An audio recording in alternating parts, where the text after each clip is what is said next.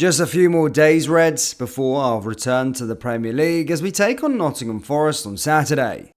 In today's video, as always, we will go over all of the latest Liverpool news from the last 24 hours that includes some huge Liverpool news ahead of the Nottingham Forest clash. There is so much to cover in today's video, but first, please do smash that like button and subscribe to the channel for more Liverpool content. It's been a relatively successful international break for Liverpool, with 18 players featuring for their senior international sides and 5 getting on the score sheet. While Liverpool supporters sighed when the international break came around, following a run of 3 consecutive wins and clean sheets, it offers players a chance to see some fresh faces. 10 Liverpool internationals played a maximum number of minutes over the last 2 weeks, which could feature in slot selection before the match against Nottingham Forest on Saturday. Here is a list of the players and their minutes. Trent Alexander-Arnold 180, Virgil van Dijk 180, Ryan Gravenberch 180, Szoboszlai 180, Alisson 180, Luis Diaz 180, Kelleher 180, Andy Robertson 180, Conor Bradley 180, Tsimikas 180, João Quansah 172, Wataru Endo 161, Mo Salah 165, Cody Gakpo 156, Trey Ynwa 150, Alexis McAllister 105, Diogo Jota 92, Konate 90, Tyler Morton 71. In terms of goals, Liverpool's usual prolific goal scorers were on the score sheet, but arguably the most notable impression came from Trey Ynwa, who shone for England's under-18s in the tournament.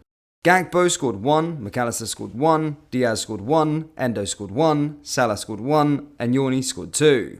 Assists.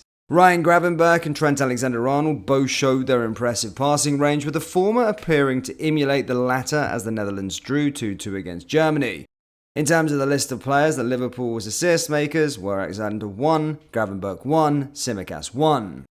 In other news, Mohamed Salah earned his 100th cap for his country, and what would you know, he commemorated the occasion with another goal to continue his bright start to the new season. The 32-year-old continues to do what he has always done, and that is score goals. He had 3 for Liverpool before the break and returns with 1 for Egypt.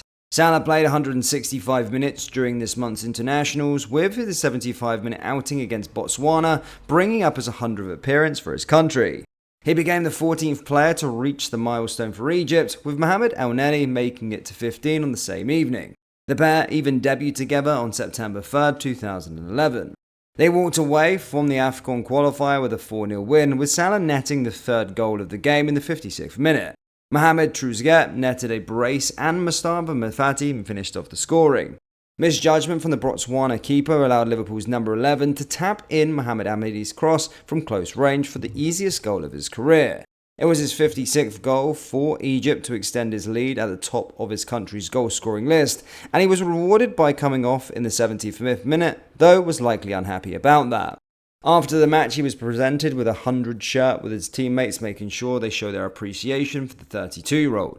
Speaking after the match, manager Ibrahim Hassan said, "I congratulate Mo on reaching 100 games, and I'm glad it happened with such a big win for us. He's an incredible player and crucial for the national team. I hope he reaches 200 caps."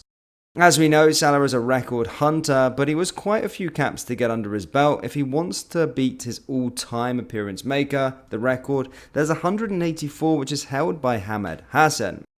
In some huge news ahead of our clash against Nottingham Forest, Harvey Elliot has had rotten luck to start off life under our new head coach, as he's facing a spell on the sidelines with a fractured foot. The 21-year-old has played just 7 minutes for the Reds this season, and the hope was time with the England's under-21s would offer him some valuable game time during the break. However, he returned early for the further medical assessment, and Paul Joyce has now reported that he faced being sidelined until late October. Elliot experienced discomfort during training for the Young Lions, but few would have expected to see this diagnosis, one that comes as a major blow to his bid to break into the first team. His chance looked to be on the horizon as Liverpool play 7 games across 3 different competitions starting on Saturday, with rotation expected to come into play for Arne Slot.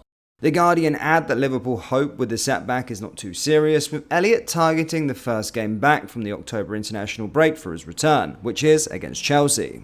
The match on October 20th is 40 days away, up to 6 weeks, and is a lot of time to be sidelined for, and also rules out a call-up to the senior England side under former manager Lee Carsley. Carsley name-checked Elliot as one of the bright young talents coming up the ranks after his second win as the boss of the Three Lions. Hopefully, this injury only delays an eventual call-up.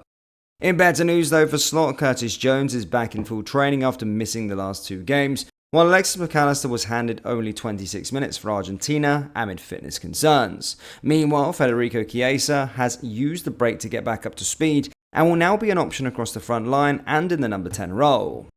In other news, Liverpool officially completed the signing of 16-year-old Rio Nugar earlier this month, and on Tuesday he joined training with members of Arne Slot's first team. With 19 senior players yet to return from the September break, Slot's squad is currently threadbare, and his latest training group included a number of club's young players. The Athletic name-checked Nugar as one of the academy players involved during Tuesday's session, speaking volumes of the talent the 16-year-old possesses. Nugar is expected to join up with Mark Bridge-Wilkinson's under-18s this season, but there is no reason why he could not be fast-tracked through the ranks. He will have been eager to make an early impression, having been lured by Liverpool's pathway from the youth teams to the senior setup, as he rubbed shoulders with a few of the first-team players. Curtis Jones, who has given Slot an early boost ahead of Liverpool's return to action, rejoined training this week as we stated, and the likes of Darwin Núñez, Joe Gomez, Federico Chiesa were also involved after remaining behind during the international break, the former due to have a 5-game ban for his actions at the Copa America.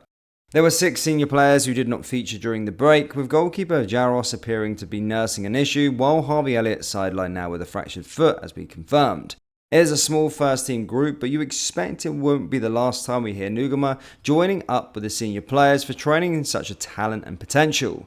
Liverpool also add another young player to their ranks in midfielder Alvin Ayman, who is 16 this summer, in what is a continuation of the club's refined approach to the academy recruitment post-Brexit. After Liverpool sold Fernando Torres to Chelsea for £50 million in 2011, the striker's form dropped sharply, something which was unexpected for Liverpool's player at the time.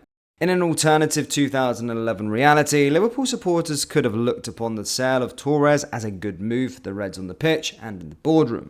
However, the breaking of hearts and subsequent squandering of £35 million on Andy Carroll meant that was never going to be the case. For the players at the time though, the loss of Torres wasn't quite as devastating as it was for the fans.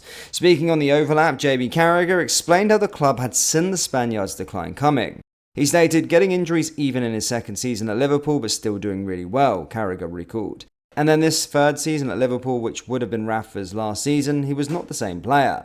So they won the Euros in 2008, that was Torres at his best, he was the number 9 scoring the winning goal against Germany. In 2010 he wasn't in the team, he came on as a sub in the World Cup final and pulled his hamstring, and I think even though Spain had won the World Cup, I think that was a bit of like a nightmare. The whole world's watching, he's come on, he's getting the tag now of being injury prone, bang on, he's like 10 or 15 minutes pulls his hamstring. Rafa then goes, Roy Hodgson comes in, and he was just in a different headspace then. Torres had a release clause of £50 million at the time, which was an enormous sum, £20 million more than Liverpool's previous record sale of Xabi Alonso to Real Madrid. Despite his injuries beginning to take their toll, as evidenced by him playing just 9 times for Liverpool in the 2010-2011 season, before leaving on January 31st, 2011, Chelsea was still willing to break their transfer record. Carragher remembered how a surprise Liverpool victory under Hodgson helped convince Roman Abramovich to pay the necessary price. He said, we beat Chelsea 2-0 at home under Roy Hodgson, Torres scored 2, and it was like the deal is done. So when we were getting the £50 million from Torres, we were like, wow, they're not getting the Torres we know. I think we knew that at the time. What are your thoughts on the blow, of course, with Harvey Elliot being injured? And what's your score predictions for the game against Nottingham Forest this weekend? Let me know down there in the comment section below. That brings us to the end of today's video. As always, please do smash that like button and subscribe to the channel for daily Liverpool content. Thank you, and I'll see you next time. Take care. Peace.